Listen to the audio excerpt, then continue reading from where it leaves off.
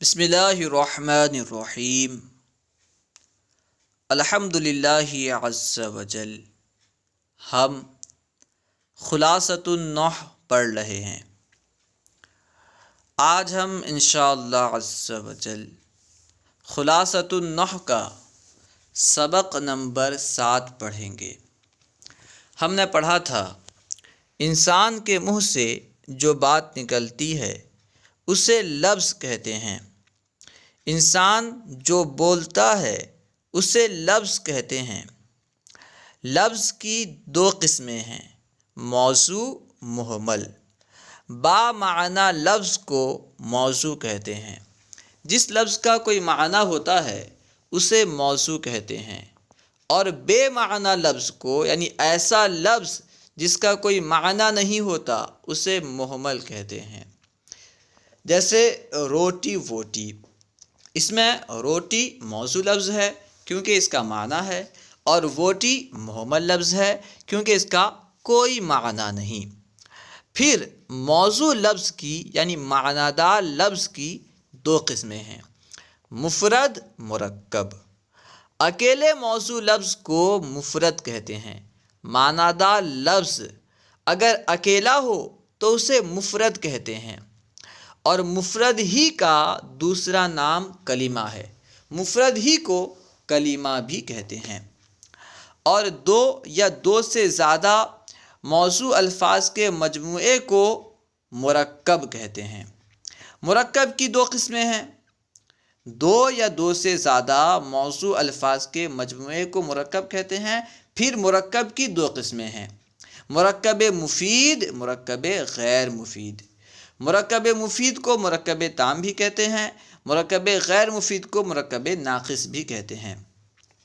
جس مرکب سے بات مکمل ہو جائے، پوری بات سمجھ میں آ جائے، اسے مرکب تام یا مرکب مفید کہتے ہیں، اور جس مرکب سے بات مکمل نہ ہو، پوری بات سمجھ میں نہ آئے، اسے مرکب ناقص کہتے ہیں۔ مرکب ناقص کی کئی قسمیں ہیں۔ مرکب ناقص کی ایک قسم ہے مرکب اضافی، جس کے تعلق سے ہم اس سے پہلے والے سبق میں پڑھ چکے ہیں۔ آج ہم انشاءاللہ عز وجل مرکب ناقص کی ایک قسم یعنی مرکب توصیفی کے تعلق سے پڑھیں گے۔ آئیے پہلے یہ جانتے ہیں کہ مرکب توصیفی کسے کہتے ہیں۔ الدرس السابع یعنی 7واں سبق، مرکب توصیفی کا بیان۔ سب سے پہلے مرکب توصیفی کی تعریف بیان کر رہے ہیں کہ مرکب توصیفی کسے کہتے ہیں۔ جس مرکب ناقص کا دوسرا جز پہلے جز کی صفت یعنی اچھائی، برائی وغیرہ، اچھائی، برائی، کیفیت وغیرہ بیان کرے اسے مرکب توصیفی کہتے ہیں۔ ظاہر سی بات ہے، جب مرکب ہوگا تو اس میں ایک سے زیادہ اجزاء ہوں گے۔ مرکب تبھی کہلائے گا نا جب وہ اکیلا نہ ہو، اس کے ساتھ کوئی نہ کوئی کلمہ ہو، کوئی نہ کوئی موضوع لفظ ہو۔ اگر اکیلا ہوگا تو پھر مفرد ہو جائے گا، مرکب ہوگا ہی نہیں۔ تو مرکب، جس مرکب ناقص کا دوسرا جز مرکب ہوگا تو اجزاء ہوں گے، تو جس مرکب ناقص کا دوسرا جز پہلے جز کی صفت بیان کرے یعنی اچھائی، برائی یا کیفیت وغیرہ بیان کرے، ایسے مرکب ناقص کو مرکب توصیفی کہتے ہیں۔ اب مثال دیکھیے، انشاءاللہ عز و جل بات واضح ہو جائے گی۔ رجل صالح، رجل کا معنی ہے مرد، صالح کا معنی ہے نیک۔ رجل صالح، نیک مرد۔ دیکھیے رجل صالح یہ 2 کلمات ہیں، 2 الفاظ ہیں، اس لیے یہ مرکب ہے، ٹھیک ہے۔ ایک سے زیادہ موضوع الفاظ یہاں پہ موجود ہیں، اس لیے یہ مرکب ہے۔ اس مرکب میں رجل صالح میں دوسرا جز یعنی صالح پہلے جز یعنی رجل کی اچھائی بیان کر رہا ہے۔ رجل صالح کیسا مرد؟ اچھا، نیک مرد۔ اگر ہم رجل کہتے تو کوئی بھی مرد مراد ہوتا، لیکن رجل کی ایک صفت لائی گئی، صالح یعنی نیک مرد۔ رجل صالح، نیک مرد۔ تو یہ بیان کر رہے ہیں کہ جس مرکب ناقص کا دوسرا جز پہلے جز کی صفت یعنی اچھائی برائی وغیرہ بیان کرے اسے مرکب توصیفی کہتے ہیں، جیسے رجل صالح نیک مرد، رجل فاسق فاسق مرد، حجر اسود کالا پتھر۔ یہاں پہ اسود یعنی دوسرا جز پہلی جز کی صفت بیان کر رہا ہے، یعنی کیفیت بیان کر رہا ہے، کیسا پتھر؟ کالا پتھر۔ اس طرح ماؤن باردن ٹھنڈا پانی، اس میں بھی کیفیت بیان کیا جا رہا ہے، دوسرا جز جو ہے پہلے جز کی کیفیت بیان کر رہا ہے۔ خیر، اب مرکب توصیفی جو ہے یہ کیونکہ دو اجزاء سے مرکب ہوتا ہے عام طور پر، تو ان میں سے پہلے جز کو کیا کہیں گے اور دوسرے جز کو کیا کہیں گے؟ مرکب توصیفی کے پہلے جز کو موصوف اور دوسرے جز کو صفت کہتے ہیں، یعنی جس کی اچھائی برائی یا کیفیت وغیرہ بیان کی جائے، جس کی صفت بیان کی جائے اسے موصوف کہتے ہیں۔ جیسے رجل صالح میں رجل کی صفت بیان کی گئی تو رجل موصوف ہے، اور جس لفظ کے ذریعے سے اچھائی برائی یا کیفیت وغیرہ بیان کی جائے اسے صفت کہتے ہیں۔ ٹھیک ہے، اس کو بیان کر رہے ہیں کہ مرکب توصیفی کے پہلے جز کو موصوف اور دوسرے جز کو صفت کہتے ہیں۔ قواعد و فوائد۔ نمبر 1، اردو میں صفت پہلے آتی ہے اور موصوف بعد میں آتا ہے۔ اردو میں عام طور پر صفت پہلے آتی ہے، موصوف بعد میں آتا ہے۔ جیسے رجل صالح، ہم نے اس کا ترجمہ کیا کیا؟ ہم نے ترجمہ کیا نیک مرد۔ دیکھیے نیک مرد، نیک صفت ہے اور مرد موصوف ہے۔ اردو میں صفت پہلے ہے، موصوف بعد میں ہے، جبکہ عربی میں اس کا الٹا ہے۔ رجل صالح نیک مرد، تو مرد کی عربی رجل ہے، ہم نے رجل کو پہلے لایا اور اس کے بعد صالح کو لایا۔ تو اردو میں پہلے صفت آتی ہے اس کے بعد موصوف آتا ہے، جبکہ عربی میں پہلے موصوف آتا ہے پھر صفت آتی ہے۔ اردو میں صفت پہلے آتی ہے اور موصوف بعد میں آتا ہے، جبکہ عربی میں موصوف پہلے آتا ہے اور صفت بعد میں آتی ہے۔ جیسے طفل جمیل، خوبصورت بچہ۔ طفل کا معنی بچہ، جمیل یعنی خوبصورت۔ تو دیکھیے جمیل صفت ہے، لیکن اردو ترجمہ کرتے وقت پہلے جمیل کا ترجمہ کر رہے ہیں۔ طفل جمیل خوبصورت بچہ، بچے کا ترجمہ بعد میں۔ نمبر 2، صفت کبھی مفرد ہوتی ہے اور کبھی جملہ ہوتی ہے۔ صفت جو ہے یہ کبھی مفرد بھی ہوتی ہے کبھی جملہ بھی ہوتی ہے۔ اب لفظ مفرد جو ہے یہ کئی چیزوں کے مقابل میں بولا جاتا ہے۔ کبھی کہا جاتا ہے کہ مفرد ہو یعنی مضاف نہ ہو، کبھی کہا جائے کہ مفرد ہو اور مراد کیا ہوتا ہے کہ مضاف نہ ہو۔ کبھی مفرد مضاف کے مقابل میں بولا جاتا ہے۔ کبھی مفرد کہا جاتا ہے یعنی تثنیہ یا جمع نہ ہو، مفرد ہو یعنی تثنیہ یا جمع نہ ہو، ٹھیک ہے۔ اور کبھی مفرد جملے کے مقابل میں کہا جاتا ہے، یعنی مفرد ہو جملہ نہ ہو۔ تو یہاں پہ جو لفظ مفرد ہے یہ جملے کے مقابل میں ہے، یعنی اگر صفت مفرد ہو یعنی جملہ نہ ہو، ٹھیک ہے۔ تو آگے بیان کریں گے کیا ہوگا۔ خیر، صفت کبھی مفرد ہوتی ہے اور کبھی جملہ ہوتی ہے۔ صفت اگر مفرد ہو تو 10 چیزوں میں اس کا موصوف کے مطابق ہونا ضروری ہے۔ صفت اگر مفرد ہو یعنی جملہ نہ ہو تو اس وقت صفت کا 10 چیزوں میں موصوف کے مطابق ہونا ضروری ہے۔ 10 چیزوں میں سے ایک وقت میں 4 چیزوں میں موصوف کے مطابق ہونا ضروری ہے۔ 10 میں سے ہمیشہ 10 چیز پائی جائیں ایسا ضروری نہیں، یعنی 10 چیزوں میں سے ایک وقت میں 4 چیزوں میں موصوف کے مطابق ہونا ضروری ہے۔ یہ کب ہے؟ جبکہ صفت مفرد ہو یعنی جملہ نہ ہو، ٹھیک ہے۔ مفرد میں واحد بھی ہو سکتا ہے، تثنیہ بھی ہو سکتا ہے، جمع بھی ہو سکتا ہے، کیونکہ یہاں پہ مفرد سے مراد جملہ نہ ہونا ہے، ٹھیک ہے۔ اب دیکھیے وہ 10 چیزیں کون کون سی ہیں۔ صفت کبھی مفرد ہوتی ہے اور کبھی جملہ ہوتی ہے۔ صفت اگر مفرد ہو تو 10 چیزوں میں اس کا موصوف کے مطابق ہونا ضروری ہے، افراد، تثنیہ اور جمع، یعنی واحد تثنیہ جمع ہونے میں۔ واحد کہتے ہیں ایک کو، تثنیہ کہتے ہیں دو کو، جمع کہتے ہیں دو سے زیادہ کو، ٹھیک ہے۔ تو واحد تثنیہ جمع ہونے میں صفت کا موصوف کے مطابق ہونا ضروری ہے، یعنی موصوف اگر مفرد ہو، واحد ہو تو صفت بھی واحد لائیں گے، موصوف اگر تثنیہ ہو تو صفت بھی تثنیہ لائیں گے، موصوف اگر جمع ہو تو صفت بھی جمع لائیں گے۔ مثال پیش کریں جیسے رجل عالم، یعنی عالم مرد۔ یہاں پہ کیونکہ موصوف یعنی رجل واحد ہے، اس لیے عالم کو بھی واحد لایا گیا۔ رجل عالم یعنی عالم مرد، کیونکہ رجل واحد ہے تو عالم جو کہ صفت ہے اس کو بھی واحد لایا گیا، عالمانی یا عالمون نہیں لایا گیا۔ دوسری مثال ہے رجلانی عالمانی۔ اس مثال میں کیونکہ رجلانی جو کہ موصوف ہے تثنیہ ہے، اسی وجہ سے اس کی صفت عالمانی کو بھی تثنیہ لایا گیا۔ رجلانی عالمون نہیں کہا گیا، رجلانی عالمون نہیں کہا گیا، کیونکہ جب صفت مفرد ہو تو 10 چیزوں میں موصوف کے مطابق ہونا ضروری ہے، ان میں سے افراد، تثنیہ، جمع بھی ہے۔ تو کیونکہ رجلانی موصوف ہے تو اس کی صفت کو بھی اس کے مطابق لایا گیا، رجلانی عالمانی۔ عالمانی مفرد ہے، یہ نہ سمجھیں کہ یہ مفرد نہیں ہے، اگرچہ تثنیہ ہے، تثنیہ پر بھی مفرد کا اطلاق ہوتا ہے، لیکن یہاں مفرد ہونے سے مراد کیا ہے کہ جملہ نہ ہو۔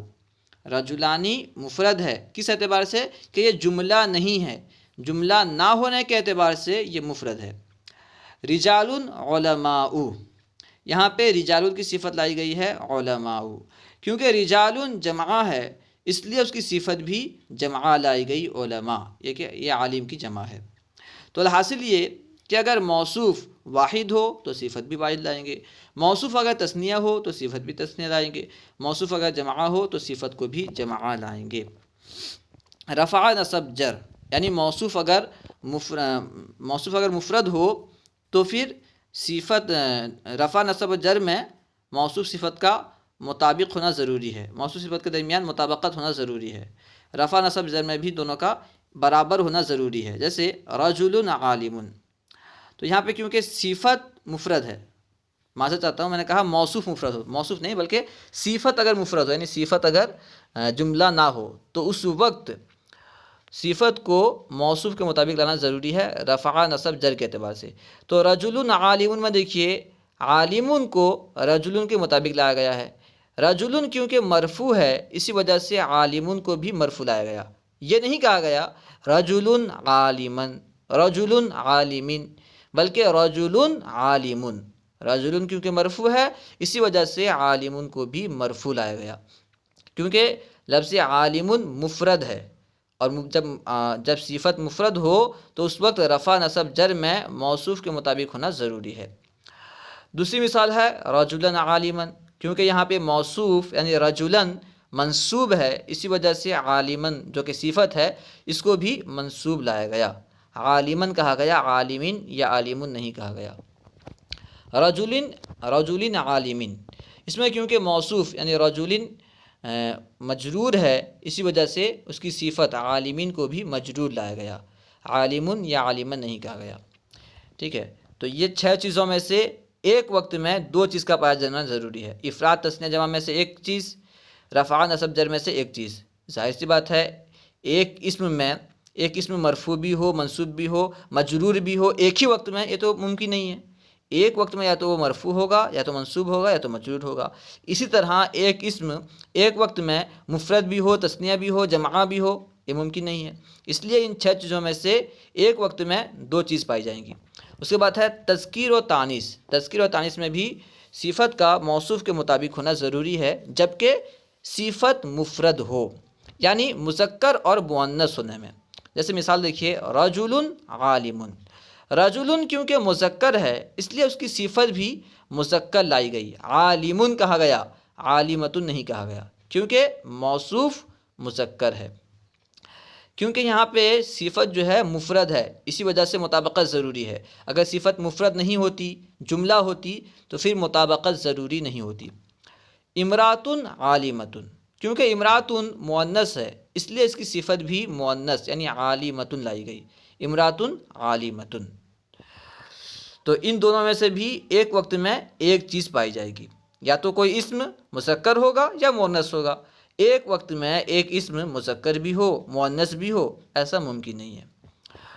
اور تنکیر و تعریف میں، یعنی اگر صفت مفرد ہو تو اس وقت تنکیر و تعریف میں، یعنی معرفہ اور نکرہ ہونے میں موصوف صفت کا ایک ہونا ضروری ہے، صفت کا موصوف کے مطابق ہونا ضروری ہے۔ جیسے مثال دیکھیے، رجل عالم، یعنی عالم مرد۔ یہاں پہ کیونکہ موصوف یعنی رجل نکرہ ہے، اسی وجہ سے اس کی صفت کو بھی نکرہ لایا گیا۔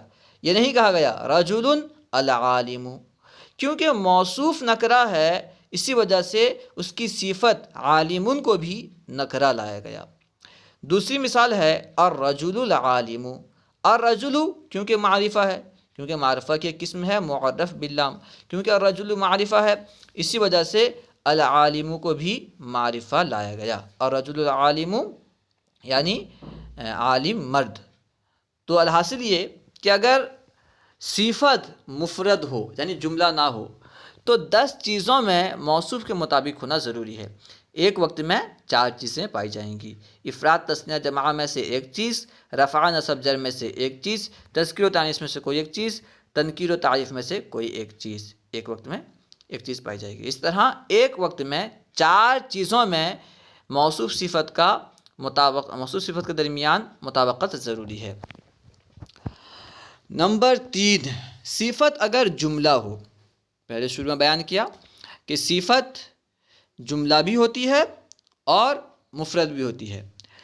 تو اگر صفت مفرد ہو اس وقت کیا احکام ہیں انہوں نے بیان کر دیا کہ 10 چیزوں میں موصوف کے مطابق ہونا ضروری ہے۔ اب بیان کر رہے ہیں کہ صفت اگر جملہ ہو تو کیا کریں گے، اسے کس طرح لائیں گے۔ صفت اگر جملہ ہو تو اس میں موصوف کے مطابق ایک ضمیر کا ہونا ضروری ہے۔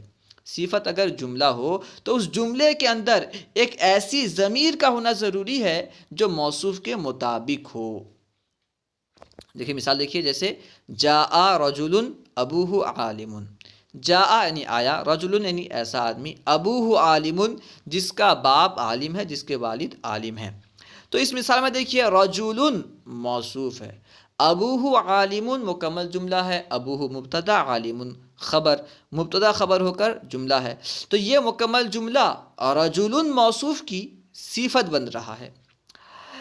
تو اس جملے کے اندر ایک ایسی ضمیر ہے جو کہ موصوف کے مطابق ہے۔ دیکھیے ابوہ، یہاں پہ ہا ضمیر ہے نا، ابوہ، تو یہ ہا ضمیر موصوف کے مطابق ہے، رجل کے مطابق ہے، کیونکہ رجل مذکر ہے اس لیے ضمیر بھی مذکر ہے، رجل واحد ہے تو ضمیر بھی واحد کی ہے۔ الحاصل یہ کہ اگر صفت جملہ ہو تو اس وقت اس جملے کے اندر ایک ایسی ضمیر کا ہونا ضروری ہے جو کہ موصوف کے مطابق ہو۔ دوسری مثال ہے ذہبت امرات ابوہا عالم، ذہبت یعنی گئی، امراتن ایک ایسی عورت، ابوہا عالم جس کا باپ عالم ہے۔ تو اس مثال میں دیکھیے امراتن موصوف ہے، ابوہا عالم مکمل جملہ اس کی صفت ہے۔ اب کیونکہ امراتن مؤنث ہے اس لیے ابوہا عالم اس جملے میں امراتن کے مطابق ایک ضمیر ہے، یعنی ابوہا، ہا ضمیر ہے جو کہ امراتن کی طرف لوٹ رہی ہے۔ نمبر 4، موصوف اگر غیر عاقل کی یا مؤنث عاقل کی جمع مکسر ہو۔ جمع مکسر کسے کہتے ہیں؟ وہ جمع جس میں واحد کا وزن سلامت نہ رہے، ٹھیک ہے۔ جیسے رجل کی جمع ہے رجال، کیونکہ رجال میں رجل کا صیغہ سلامت نہیں ہے بلکہ جیم کے بعد الف قرار دیا گیا ہے، رجل سے رجال ہو گیا۔ تو جس جمع میں واحد کا صیغہ سلامت نہ ہو اسے جمع مکسر کہتے ہیں۔ تو اب ایک قاعدہ بیان کر رہے ہیں کہ موصوف اگر غیر عاقل کی، یعنی کوئی ایسی چیز ہو جس میں عقل نہ ہو، اگر موصوف غیر عاقل کی جمع مکسر ہو یا مؤنث عاقل کی جمع مکسر ہو، یعنی عاقل تو ہو لیکن مؤنث، ٹھیک ہے، تو کیا کریں گے؟ تو اس کی صفت واحد مؤنث یا جمع مؤنث آتی ہے۔ موصوف اگر غیر عاقل کی یا مؤنث عاقل کی جمع مکسر ہو تو اس کی صفت واحد مؤنث یا جمع مؤنث آتی ہے۔ واحد مؤنث بھی لا سکتے ہیں، جمع مؤنث بھی لا سکتے ہیں۔ اب مثال دیکھیے، انشاءاللہ بات واضح ہو جائے گی۔ اشجارن مثمرتن، لفظ اشجارن شجرن کی جمع ہے، اور شجر کا معنی ہے درخت۔ دیکھیے درخت میں عقل ہوتی ہے کیا؟ نہیں ہوتی نا، تو درخت غیر عاقل ہے، تو غیر عاقل کی جمع مکسر ہے، اشجار غیر عاقل کی جمع مکسر ہے، اسی وجہ سے اس کی صفت مثمرتن کو واحد مؤنث لایا گیا ہے۔ مثمرتن واحد مؤنث ہے، یہاں پہ مثمراتن بھی لا سکتے ہیں جمع مؤنث۔ موصوف اگر غیر عاقل کی جمع مکسر ہو یا مؤنث عاقل کی جمع مکسر ہو تو صفت کو واحد مؤنث یا جمع مؤنث دونوں لا سکتے ہیں۔ تو اشجارن مثمرتن کہنا بھی درست، اشجارن مثمراتن کہنا بھی درست اور صحیح۔ نساء عاقلات، نساء یہ جمع مؤنث عاقل کی جمع مکسر ہے، نساء مؤنث عاقل کی، عورتوں کے اندر تو عقل ہوتی ہے نا، تو اگرچہ وہ عقل مند ہیں لیکن مؤنث ہیں، گویا کہ آدھی عقل والی ہیں۔ خیر، اگر کوئی اسلامی بہنیں سن رہی ہیں تو ناراض نہ ہو۔ خیر، نساء عاقلات، نساء کیونکہ مؤنث عاقل کی جمع مکسر ہے، اسی وجہ سے اس کی صفت عاقلات جمع مؤنث لائی گئی ہے، تو یہاں پہ عاقلات کے بجائے عاقلۃ بھی لا سکتے ہیں، ٹھیک ہے، کیونکہ واحد مؤنث اور جمع مؤنث دونوں لا سکتے ہیں۔ اگرچہ یہاں پہ عاقلات جمع مؤنث صفت لائی گئی ہے لیکن عاقلۃ بھی لا سکتے ہیں۔ اب دیکھیے نمبر 5، موصوف اگر مذکر عاقل کی جمع مکسر ہو۔ اب موصوف اگر غیر عاقل کی جمع مکسر ہو یا مؤنث عاقل کی جمع مکسر ہو تو اس وقت کیا کریں گے، بیان کر دیا گیا۔ اب بیان کر رہے ہیں کہ موصوف اگر مذکر عاقل کی جمع مکسر ہو، اب کیا کریں گے؟ موصوف اگر مذکر عاقل کی جمع مکسر ہو، یعنی ایسی جمع ہو جس کے واحد کا وزن سلامت نہ ہو، تو صفت واحد مؤنث یا جمع مذکر آتی ہے، یعنی صفت واحد مؤنث آئے گی یا جمع مذکر آئے گی، جمع مؤنث نہیں آ سکتی، ٹھیک ہے۔ جیسے اطفال صغیرۃ، اطفال کیونکہ جمع مذکر کی مذکر عاقل کی جمع مکسر ہے، اطفال مذکر عاقل کی جمع مکسر ہے، طفل کی جمع ہے، جمع مکسر ہے، تو اس لیے اس کی صفت صغیرۃ واحد مؤنث یا صغار جمع مذکر لا سکتے ہیں، صغیرۃ بھی لا سکتے ہیں، صغار یعنی جمع مذکر بھی لا سکتے ہیں، واحد مؤنث اور جمع مذکر، جمع مؤنث نہیں۔ ہاں، اطفال صغیرۃ، جیسا کہ اطفال صغیرۃ یعنی چھوٹے بچے، رجال کبار یعنی بڑے لوگ، بڑے مرد، تو یہاں پہ رجال مذکر عاقل کی جمع مکسر ہے، اس لیے اس کی صفت کبار یعنی جمع مذکر لائی گئی ہے، تو یہاں پہ کبار کے بجائے کبیرۃ بھی کہہ سکتے ہیں، رجال کبیرۃ۔ فائدہ، مرکب ناقص کی دو قسمیں اور ہیں۔ ہم نے مرکب ناقص کی دو قسمیں پڑھ لی، مرکب اضافی، مرکب توصیفی۔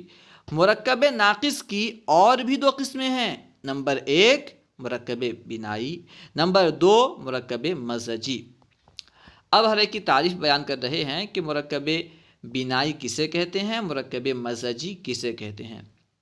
جس مرکب ناقص کو ملا کر ایک کلمہ بنا دیا گیا ہو اور اس کا دوسرا جز کسی حرف کو شامل ہو، اسے مرکب بنائی یا مرکب تعدادی کہتے ہیں۔ ظاہر سی بات ہے، جب مرکب ہے، مرکب ناقص ہے، تو اس میں ایک سے زیادہ اجزاء ہوں گے، ایک سے زیادہ کلمات ہوں گے، الفاظ ہوں گے، تو ایسا مرکب ناقص جس کو ملا کر ایک کلمہ بنا دیا گیا ہو، اس میں ایک سے زیادہ کلمات تو ہوں لیکن ملا کر ایک کلمہ بنا دیا گیا ہو اور اس کا دوسرا جز کسی حرف کو شامل ہو، تو ایسے مرکب ناقص کو مرکب بنائی یا مرکب تعدادی کہتے ہیں، کیونکہ وہ مرکب مبنی ہوتا ہے، اسی وجہ سے اسے مرکب بنائی کہتے ہیں۔ یہ عام طور پر 11 سے لے کر کے 19 تک جو عدد ہیں یہ ہوتے ہیں۔ جیسے احد عشرہ، احد عشرہ یعنی 11۔ دیکھیے یہاں پہ دو اجزاء ہیں، احد ایک الگ جز ہے اور عشرہ ایک الگ جز ہے، لیکن دونوں کو ملا کر ایک کلمہ بنا دیا گیا ہے۔ اب احد عشرہ گویا کہ ایک ہی کلمے کی طرح استعمال ہو رہا ہے، 11، ٹھیک ہے۔ اس طرح 19 عشرہ یعنی 19، تسعتا الگ لفظ ہے اور عشرہ الگ لفظ ہے، لیکن دونوں کو ملا کر ایک کلمہ بنا دیا گیا ہے۔ اصل میں احد و عشرون تھا اور تسعۃ و عشرون ہیں، یعنی احد عشرہ اصل میں احد و عشرون تھا، یعنی دوسرا جز جو ہے عشرون یہ واو کو شامل تھا، اور تسعۃ و عشرون اس میں عشرون واو کو شامل ہے، اس لیے اس مرکب ناقص کو مرکب بنائی اور مرکب تعدادی کہتے ہیں۔ جس مرکب ناقص کو ایک کلمہ بنا دیا گیا ہو اور اس کا دوسرا جز کسی حرف کو شامل نہ ہو، شامل دیکھو اس میں بھی پہلے جو مرکب بنائی کی جو تعریف بیان کی گئی اس میں بھی کیا تھا کہ مرکب کو ایک کلمہ بنا دیا گیا تھا، ٹھیک ہے، مختلف اجزاء کو مرکب ناقص کو ایک کلمہ بنا دیا گیا تھا، تو اس میں بھی ایک کلمہ بنانا پایا جا رہا ہے، لیکن فرق کیا ہے کہ مرکب بنائی میں دوسرا جز کسی حرف کو شامل ہوتا ہے، لیکن مرکب مزجی میں دوسرا جز کسی حرف کو شامل نہیں ہوتا۔ جس مرکب ناقص کو ایک کلمہ بنا دیا گیا ہو اور اس کا دوسرا جز کسی حرف کو شامل نہ ہو اسے مرکب منع صرف یا مرکب مزجی کہتے ہیں۔ جیسے بعل بکو، اس میں بعل ایک الگ کلمہ ہے اور بکو ایک الگ کلمہ ہے، لیکن دونوں کو ملا کر ایک کلمہ بنا دیا گیا ہے اور دوسرا جز یعنی بکو کسی حرف کو شامل نہیں ہے، اس لیے یہ مرکب منع صرف یا مرکب مزجی ہے۔ اللہ و رسولہ اعلم۔ اگر پوری بات سمجھ میں آ گئی ہو تو ضرور کمنٹ کریں، اگر آپ کو اس ویڈیو سے فائدہ ہو تو ضرور کمنٹ کریں اور لائک اور شیئر کرنا نہ بھولیں۔ علم دین کو عام کرنے کے لیے ہمارا ساتھ دیں، ان ویڈیوز کو خوب عام کریں۔ انشاءاللہ عز و جل ہم دوسری ویڈیو میں تمرین حل کریں گے، کیونکہ اگر اسی ویڈیو میں تمرین حل کرتے ہیں تو ویڈیو لمبی ہو جائے گی اور سستی آئے گی، اسی وجہ سے ہم دوسری ویڈیو میں تمرین حل کریں گے۔ ہاں، آپ تمرین پہلے خود سے حل کریں، کوشش کریں کہ خود سے حل کریں، خود سے حل کرنے کے بعد ہم جو ویڈیو بنائیں آپ اسے چیک کرنے کے لیے دیکھیں، ہماری ویڈیو کو چیک کرنے کے لیے صحیح ہے یا نہیں ہے، آپ نے جو تمرین حل کیا ہے وہ صحیح ہے یا غلط ہے، اس لیے بس ویڈیو دیکھیں، ویڈیو دیکھ کر کے تمرین حل نہ کریں۔ اگر اس طرح کریں گے تو پھر صلاحیت پیدا نہیں ہوگی، اس لیے آپ سے گزارش ہے کہ آپ خود سے تمرین حل کریں، جو سوالات دیے گئے ہیں خود سے ان کے جوابات دینے کی کوشش کریں، اس کے بعد انشاءاللہ عز و جل ہم ویڈیو بنا دیں گے، اسے دیکھ کر کے اس ویڈیو کو دیکھ کر کے آپ چیک کر لیں کہ آپ نے جو جوابات دیے ہیں وہ جوابات صحیح ہیں یا نہیں۔ السلام علیکم ورحمۃ اللہ وبرکاتہ۔